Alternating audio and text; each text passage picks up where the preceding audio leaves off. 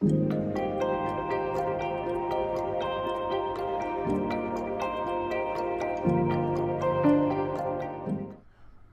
is dialectical behavior therapy? Today, I want to spend some time explaining what exactly dialectical behavior therapy, or DBT, as I will refer to it often throughout the course, is, its creator, and its original and evolved purpose. First, I want to cover what DBT is not. DBT is not psychotherapy. DBT is a behavior therapy that is based in skill development. Through learning, practicing, and becoming confident in these skills, behavior change happens quite readily. DBT was developed by Marsha Linehan, professor of psychology, psychiatry, and behavior science at the University of Washington. Dr. Linehan is also a Zen master and teaches mindfulness and contemplative practices via workshops and retreats for healthcare providers. The skills are evidence-based, and the primary interest of Dr. Linehan's research was to treat populations with a high suicide risk and multiple severe mental disorders. The skills come from a compilation of tools for anxiety treatment, cognitive therapy, discipline, prayer and spiritual guidance, Zen Buddhism, acceptance and commitment therapy, cognitive and social psychology, and many more sources.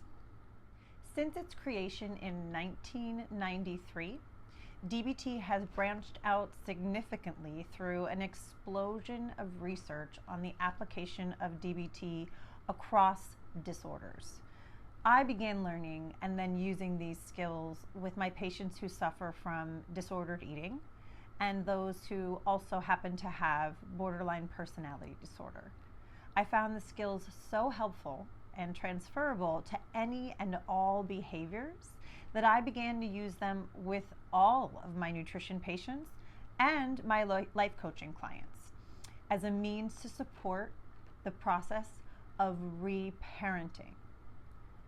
Reparenting is learning to parent or practice self-care by oneself for oneself. My patients and clients began to flourish. A note on reparenting: having to reparent oneself does not suggest that the parenting that you received was bad. It may have lacked some nurturing, and it also may have not. You may be a person who identifies as highly sensitive, which would lend you towards overwhelm, emotional dysregulation, hypervigilant attention, and what I like to call a watery or emotionally forward nature. You also may have not. You may have weak boundaries or trouble with putting yourself as a high, if not top, priority. Loving yourself, appreciating and accepting yourself, warts and all, as they say. You may just not have practiced the skill of caring for and nurturing yourself as an adult when the time arrived that became your responsibility. Any and all of these reasons lend towards a need to dismantle old beliefs and the points of view that they color, as well as dismantling old patterns of behavior that just don't serve you, and, for lack of a better word, reprogramming yourself with healthier, more mindful, and self-supporting behaviors. DBT skills improve your resilience, help you create new, supportive points of view, better communication, and present moment awareness. Acceptance is a major part of this work.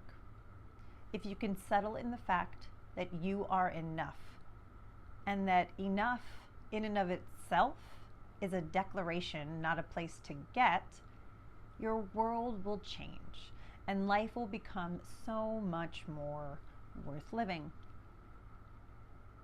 Possibility is a product of new realizations and a broader, less judgmental view of life.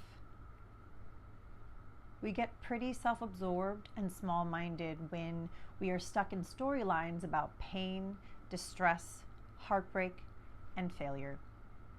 Opening up our view to take in more of what is allows us to observe our environment, acknowledge our importance in it, and the impact of our actions. A great portion of all of humanity has the same trouble.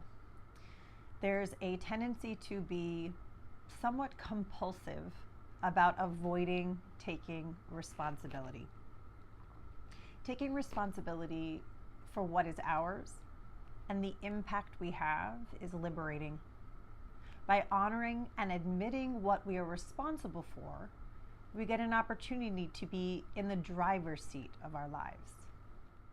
I initially went through DBT training as a student, which I do encourage you to ask your friends and family members to do, so that you create an environment for yourself and them that has a specific intention and language.